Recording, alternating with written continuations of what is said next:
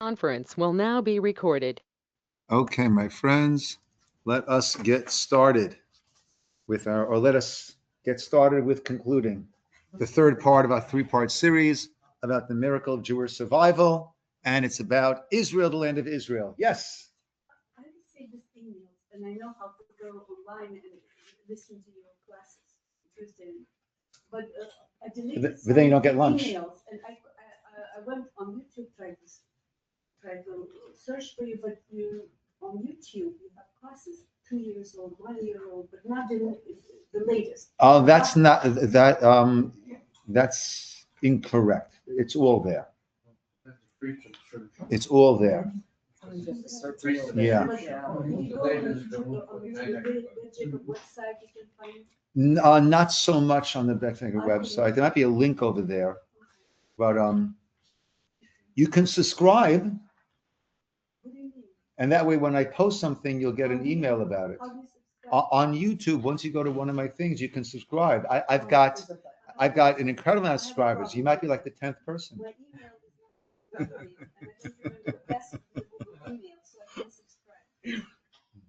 Okay, let us carry on. Okay, so as we've been saying, good to see you, Your Honor. The greatest miracle is not just that we have survived, but that we are flourishing. The pictures that I put on the email that goes out is of, I think it's the Reichstag, I don't know exactly, in Germany, right? A picture of that back in the 1930s with all of the Nazi swastikas hanging from it, right? And then a little more recently, when it was in blue and white, when it was lit up with the Israeli flag. So we have not just survived, but we are flourishing. Right? Not to say there aren't hardships along the way and challenges along the way, but we are flourishing.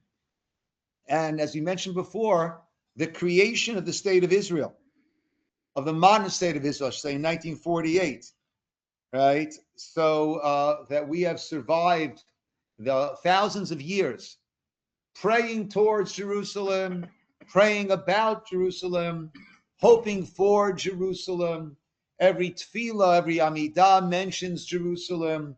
The Pesach Seder is Lashon Haba next year, Yerushalayim HaBenuyah, in the rebuilt Jerusalem.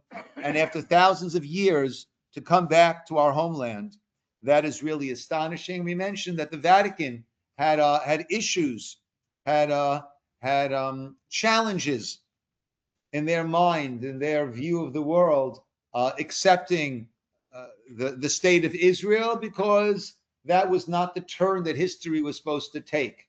This resurgence of the Jewish people. Yet we'll see that the Torah promised that throughout, right? And we've seen the beginning of the fulfillment of the Torah's and other prophets' promises with our return and the founding of the state of Israel. Now, this is highlighted by the fact that in our absence, no other people ever settled the land in a significant way. You had these wandering tribes, you have some families there, but in terms of a nation, in terms of anything being settled in a significant way, right, that never happened. And this was also told to us by the prophets. And we'll hear from historical recounts how that was clearly the case. You know, with all the Palestinian nonsense, right? If you ask them, you know, well, who was a great Palestinian leader, right? And they'll say Arafat. Great. And before that, and they go into Jackie Gleason's Humma, right? But there isn't. It was never. They didn't view themselves as Palestinians, right? The original partition plan was a Jewish and an Arab part.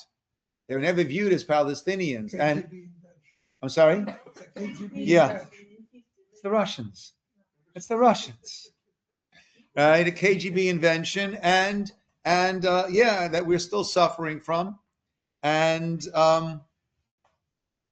1948, when the 5 Arab countries attacked us, right, and ended up, right, with what we call Judea Samaria, right, and Gaza by Egypt, Judea Samaria by Jordan, there was never a talk of of an independent Palestinian state over there, right? It's only once the Jews there, that's when all of this gained all of that momentum.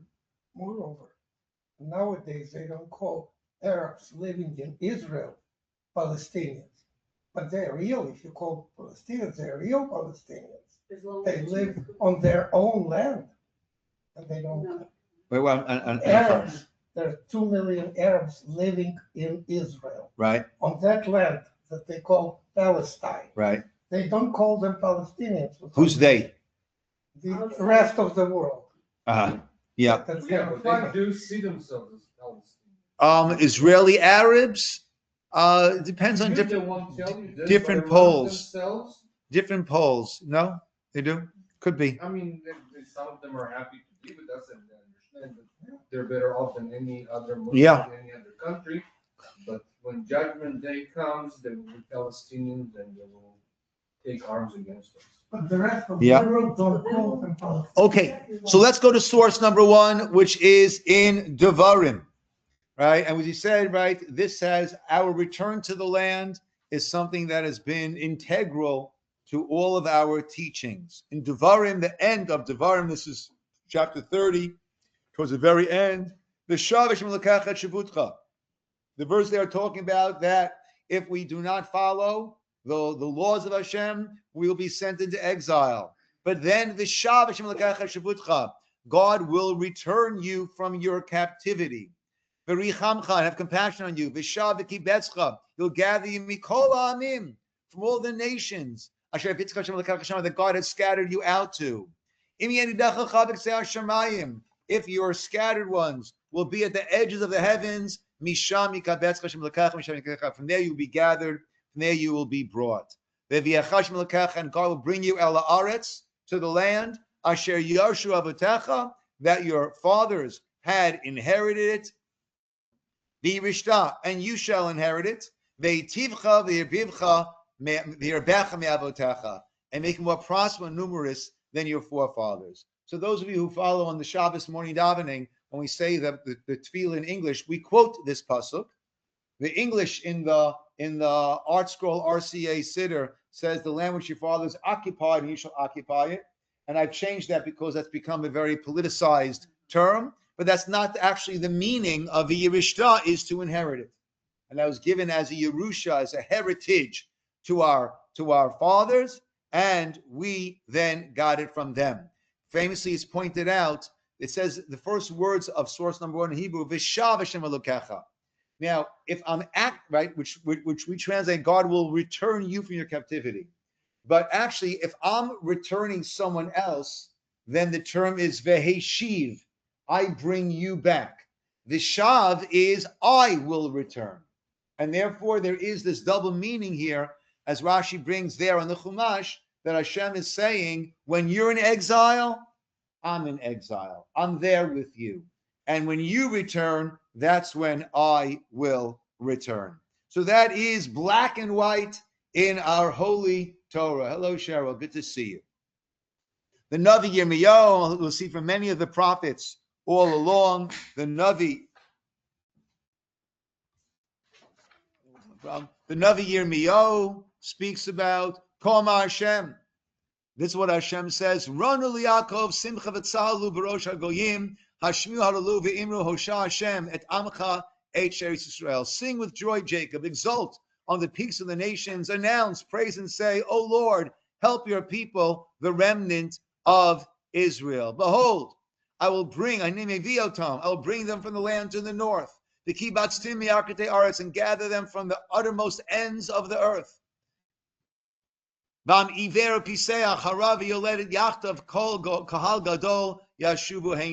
The blind, the lame will be among them, the pregnant and the birthing together. A great congregation, kahal gadol, a great congregation, Yashuvu Heina, will return to here. The Navi Yechezkel, Lachain, source number 3, Ko Amar Hashem, thus says Hashem.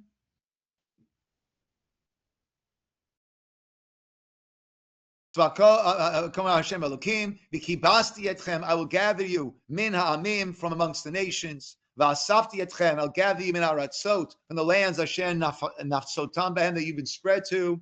V'natati lechem et admat Yisroel, and I should give you the land of Israel. And Israel has been an incredible ingathering of the exiles from all around the world. We've had many. Besides those who are in free countries who have made their way over, we have the different operations that we had. Operation Solomon, bringing Ethiopian Jewry. We've had an incredible ingathering. Actually, the verses speak about al kanfei nisharim, on the wings of eagles, and the Yemenite Jews when they were brought. I know it was 1956, 1940. I know exactly when it was, but they were living a much more primitive sort of existence. They had never seen planes.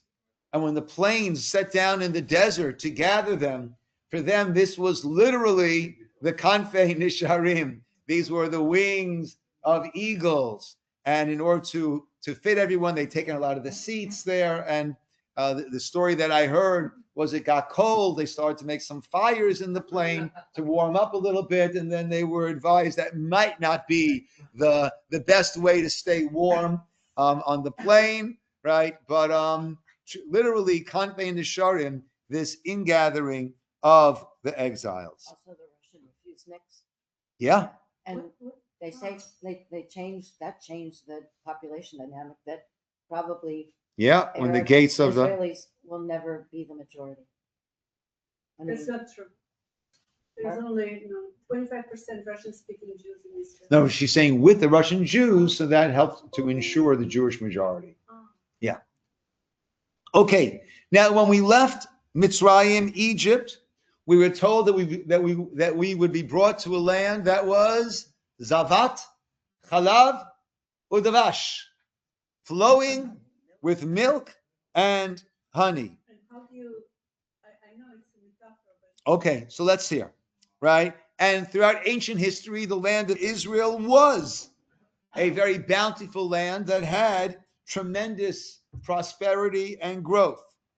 But the land is linked to the people of Israel, right? And therefore, during our exile, the land did not share its wealth, share its abilities with those who were there, right? And it stayed barren throughout history until once we returned to the land of Israel, that's when once again it became very bountiful, and it went from a barren wasteland to a great exporter of food, flowers, you name it, right? It is fruits, right? The Jaffa oranges, right? All of these great, incredible exports.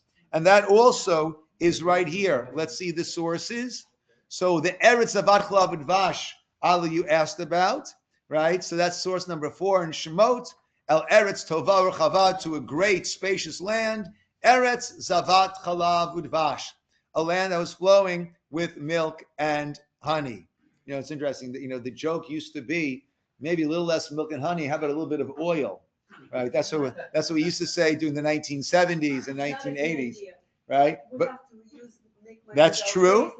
Allah's making an excellent point. When you're not flush with all this natural resources, so you have to build your human resources, right? But now with natural gas, right, off the coast of Israel, that's been developed and been gathered in. So Israel actually exports power, so to speak, to many of the surrounding Arab nations. Yes, Sasha. But actually, we got even bigger blessing than that through Zebulun, and you find riches in the sand. Okay. And what is sand? Anyone? Glass. Huh? Glass. Yeah. Everyone knows. Everyone can open their Computers. their phone, and this is the sand. Uh-huh. You know that, right? Electronics people know about this. Semiconductor. Uh-huh. Semiconductor.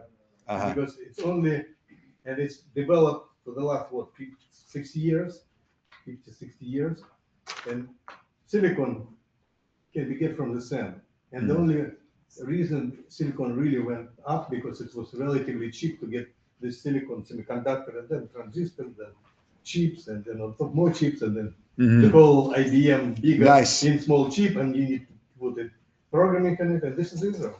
Interesting. And this is Nice. directly from the Nice.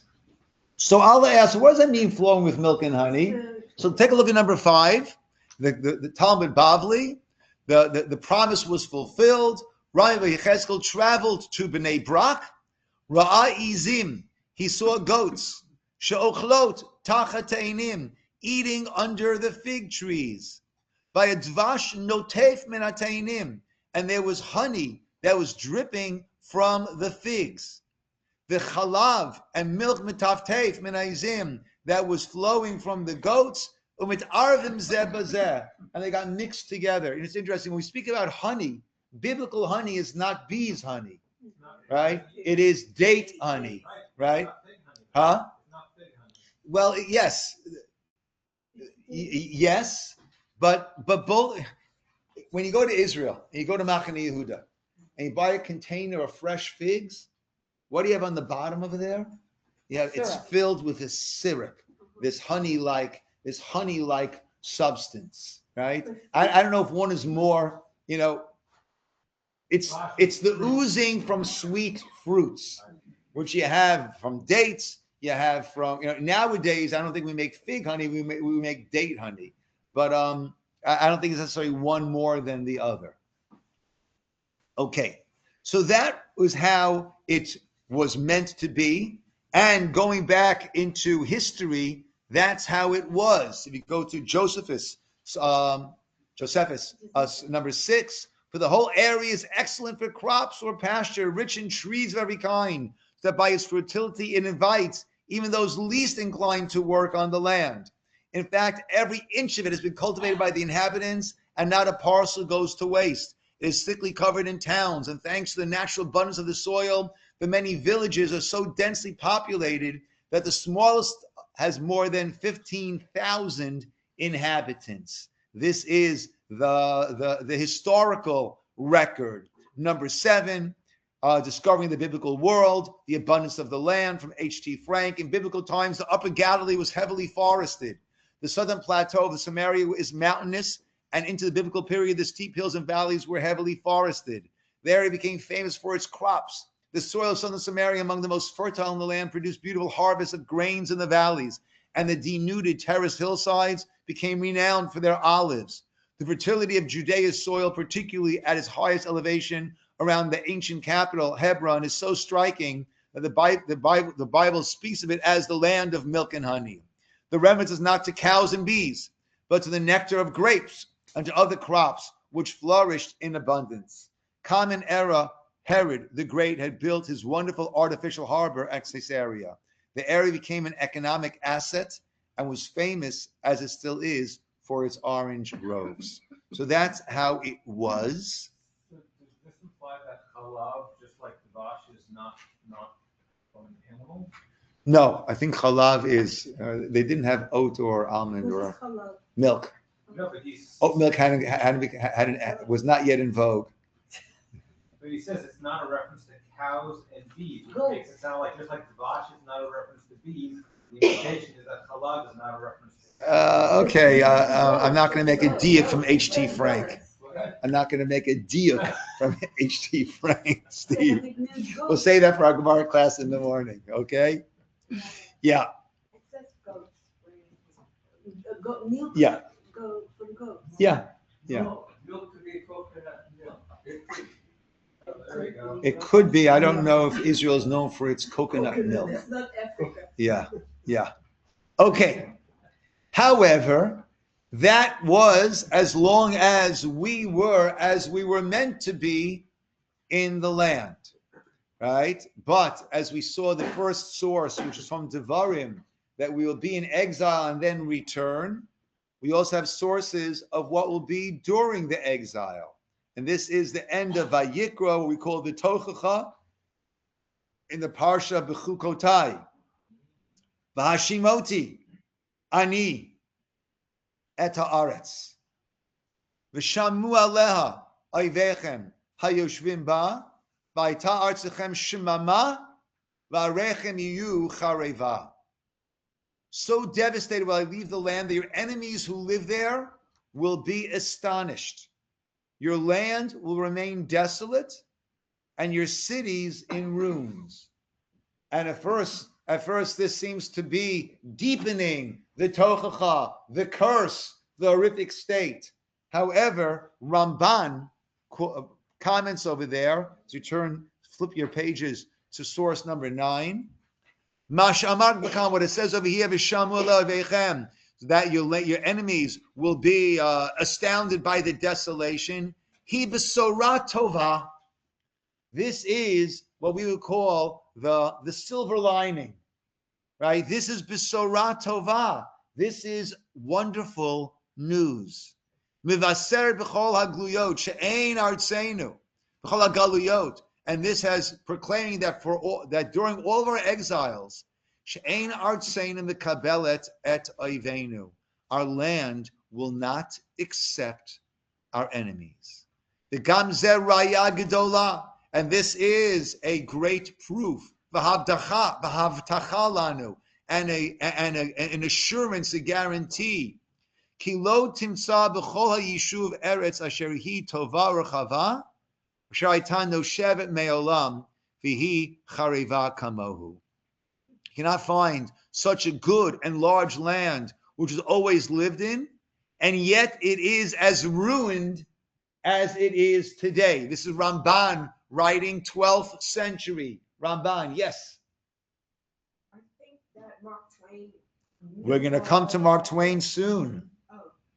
Yes. We're going to come, right? So this is Ramban. This is, right? So we're going in order, meaning we have the verses, right?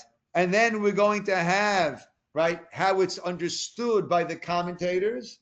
And then we're going to hear how more modern historians, relative to 12th century, how they in fact describe the land. And it's the exact fulfillment of what these verses say. Right, so Ramban says, for in the whole inhabited part of the world, one cannot find such a good and large land always lived in, and yet as ruined as it is today. Since the time that we left, it has not accepted any nation or people. They all tried to settle it, but to no avail. And on the commentary on the Ramban, Dr. Chauvel, number 10, when these words of Nachmanides, Ramban, were written, sometime after the middle of the 13th century, the land of Israel had just experienced the Mongolian invasion, which followed up upon the constant wars of the Crusaders, left the country in total ruin. Nachmanides' comment, Ramban's comment, is a clear reference to the many nations that have tried and failed to cultivate the land of Israel, since the Jews were driven from it by the Romans. This indubitable historical fact, as Ramban correctly points out, is a great proof that the land belongs to the children of Israel. Marsha was one of the commentators on the Talmud. Commenting on the Talmud, he's actually printed in the back of our Babylonian Talmud editions. He writes, Kol zman she'ein Yisroel al admatam, as long as Israel is not dwelling on their land, ein haaretz notenet perotea kedarka, the land does not give her fruits as she had been accustomed to doing.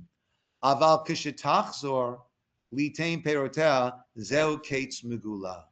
When she will begin to again flourish and produce those fruits, this is a kates megula. This is a clear sign that the end is near. Shekarav lavos man geula, that we're drawing close to the time of the geula, of the redemption. Sheyachzeru Yisroel al admatam, that Israel will return to their lands. The tremendous influx of Arabs into the land of Israel was because of the agricultural and the business opportunities that the Jews there, those who had come there and those that were there, were presenting, were bringing to them. And is this true when we talk about the green line, right? Is the green line actually something that when you look at it from above, Aaron, you would know this. When you look at it from above, you could see the green area where the Jews are and the non-green area where the Arabs are. Is that correct? I once heard that. I don't know if that's correct or not. Huh? Not so much. Okay. That's right. There's the Galilee, which is very green, the Arabs. Right. But let's say the green line, which is separating Yehuda Shomron, right? Is that actually, that's what we talk about the green line. There is a difference. Yeah. Once you drive in, it's like just boulders and Desolate. Yeah. What do you make of the Orthodox Jews in the world, the non-Zionist Orthodox Jews, and how they would interpret the situation? So if you want, we could, that could be an interesting, I've got a few requests lined up for some lunch and learns. One of them is the sides of the argument about yeshiva boys not going to the army, right, up and back, right, and you just brought up what? I'm sorry, I just blanked out. So it would be the Orthodox Jews. Oh yeah, Who have the yeah, same sources. yeah. And have So completely different. yeah, opinions. so we've gone through. We can go through it again. Typically, I go through that around the time of Yom Yerushalayim, where I take the sources for the non-Zionist or anti-Zionist approach, right? Anti-Zionist, right? The idea is that they understand. There's a certain Gemara which is not brought down in Halacha, right? But there's a Gemara which has an Agadata that there were these oaths that were imposed upon us. One of them being not to return to the land with force until God will bring us back. I'm not. No. Right, I'm not agreeing with that, right?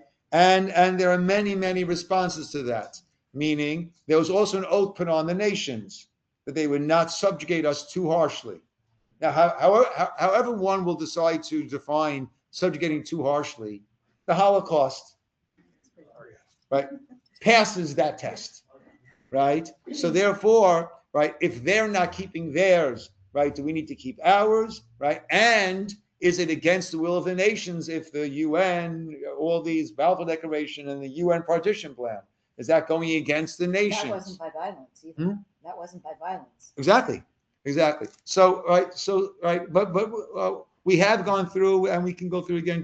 Typically, we go through that around the time of Yom Ha'atzmaut and Yom Yerushalayim, around the time of those holidays. But that is an interesting study to go through. Yes, Al. Why did they even move to Israel at that time?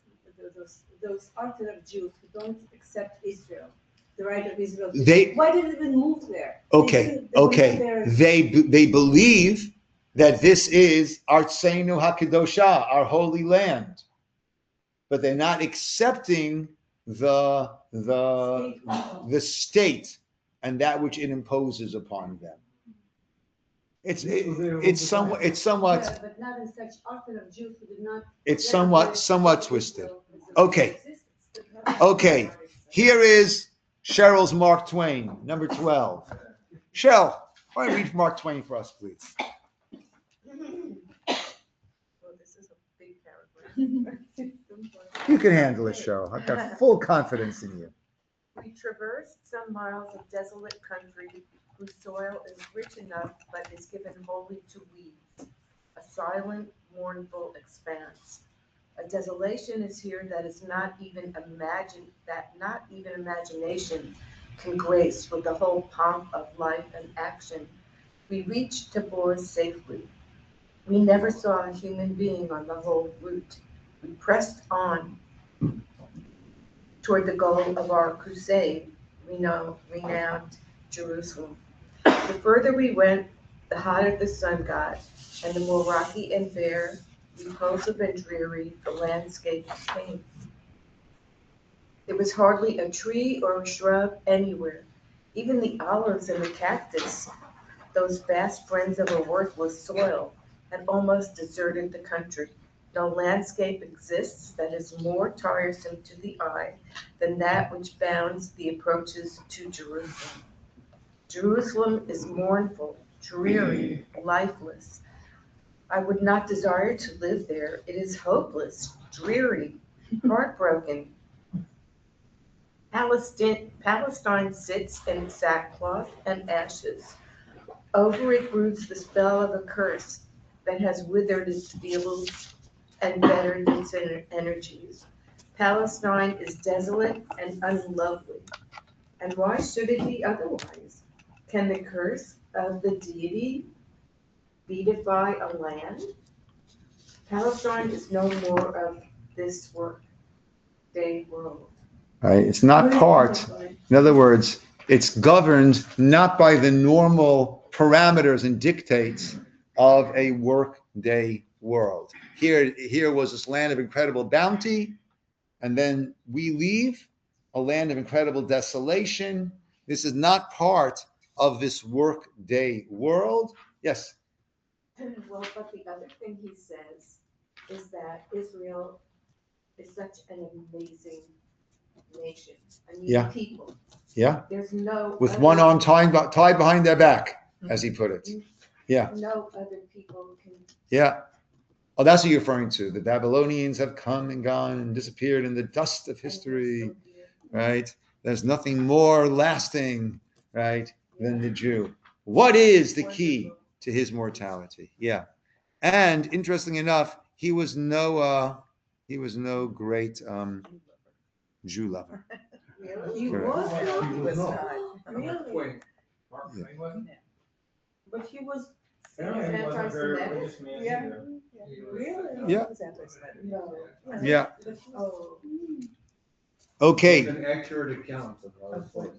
Yeah. It's good. And one more, Professor Sir William Dawson, right? Number 13. Until today, no people has succeeded in establishing a national dominion in the land of Israel. No national unity or spirit of nationalism has acquired any hold there.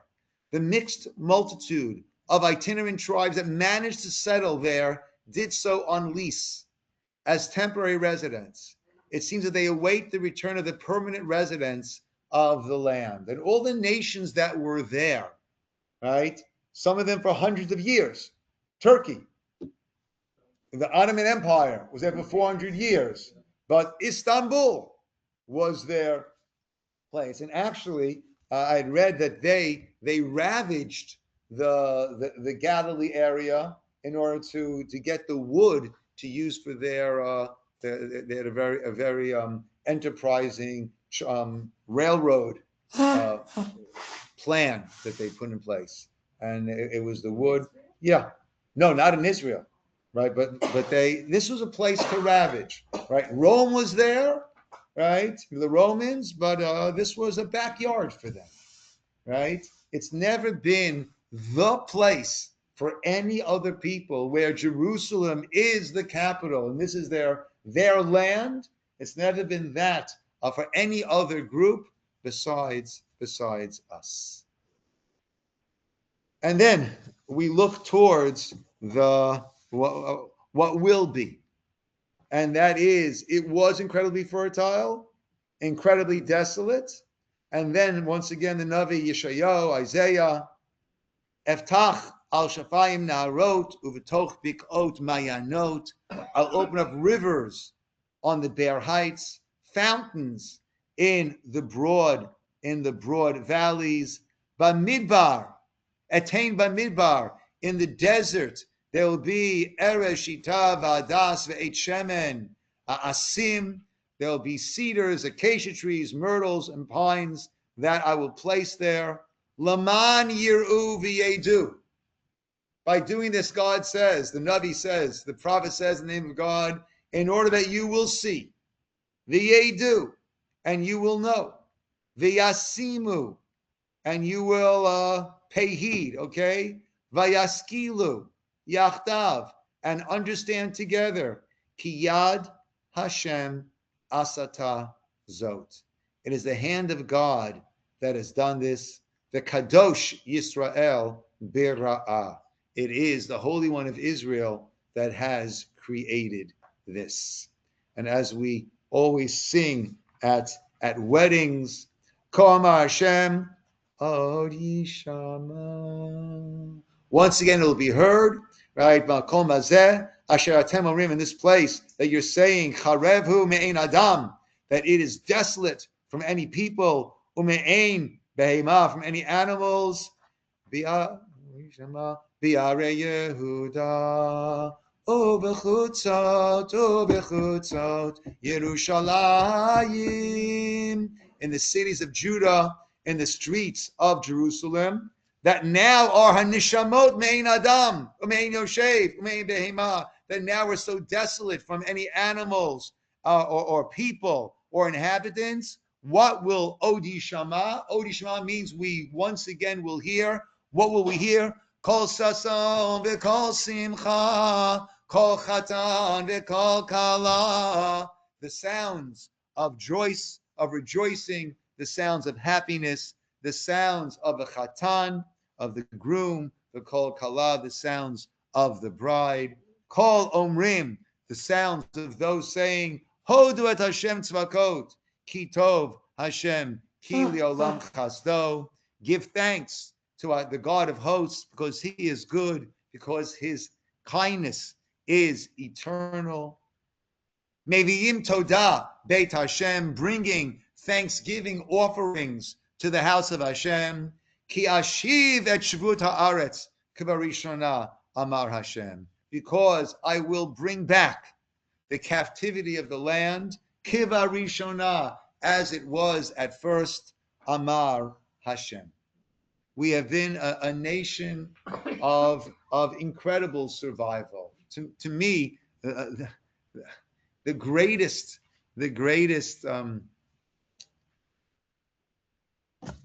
visual of that, right, is the youngest survivor of the Buchenwald death camp was a little boy. They called him Lulik. Lulik. He was born in Buchenwald. I'm sorry? No. He was taken to Buchenwald, and he had an older brother who, after his parents were murdered, he had an older brother who managed to help him stay alive. Actually, there was older non-Jewish guy who took care of him. Sorry? There's non-Jewish guy. In addition to his brother. I think whatever his name, further something like that. Uh-huh. And that little boy, who was the youngest survivor of the Buchenwald death camp, became the chief rabbi of the state of Israel, Rabbi Yisroel Meir Lau. I mean, if that's not out of the ashes, What was the book's name? There was a book? Yes.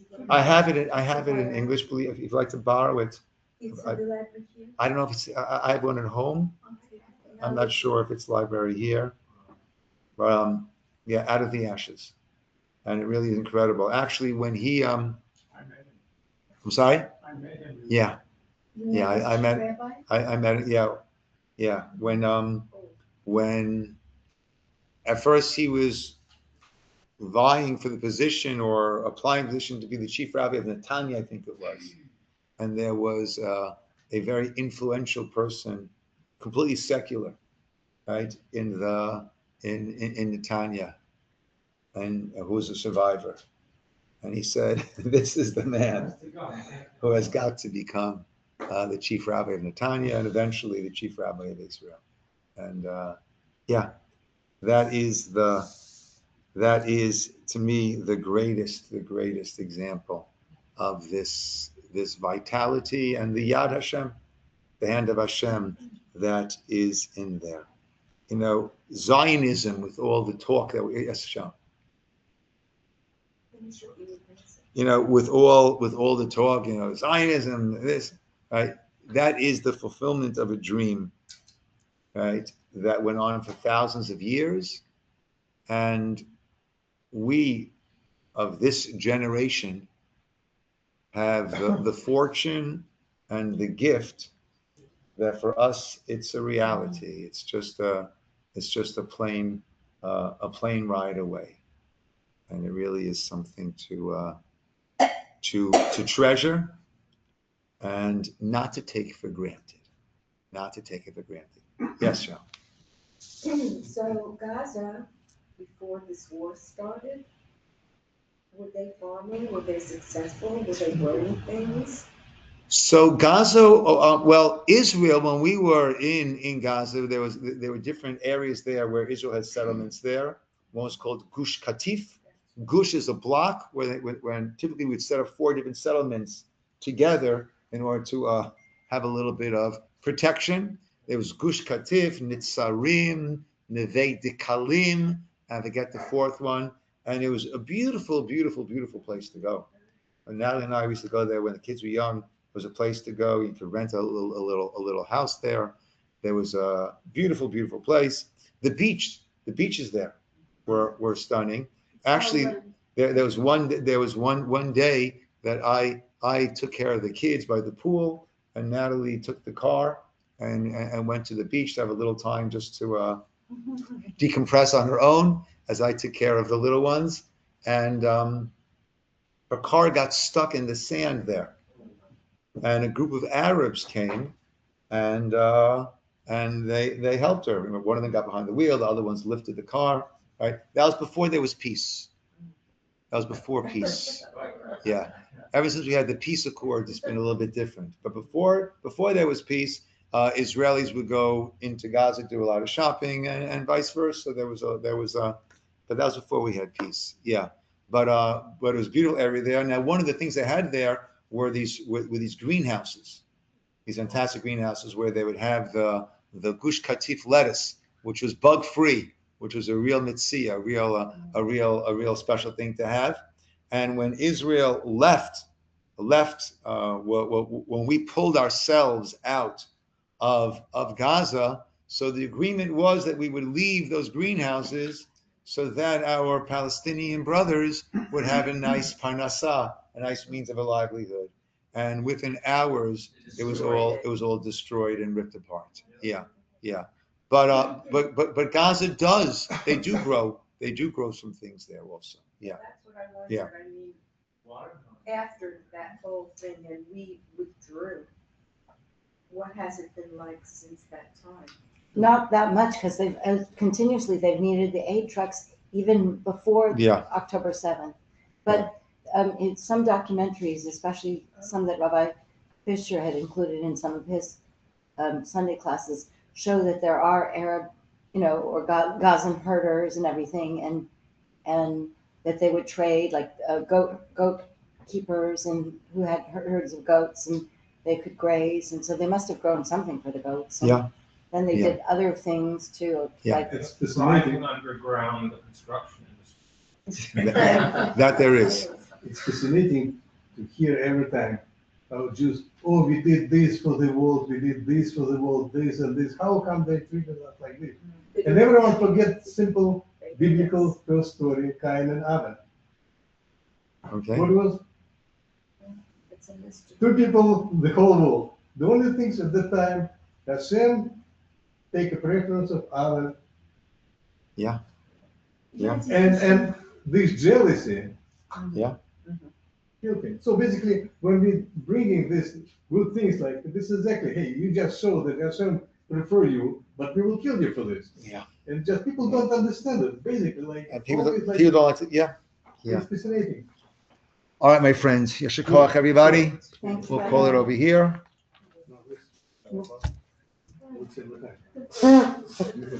Саша, откуда ты узнал вот эту историю этого мальчика? Ты о чем ты говоришь? А ты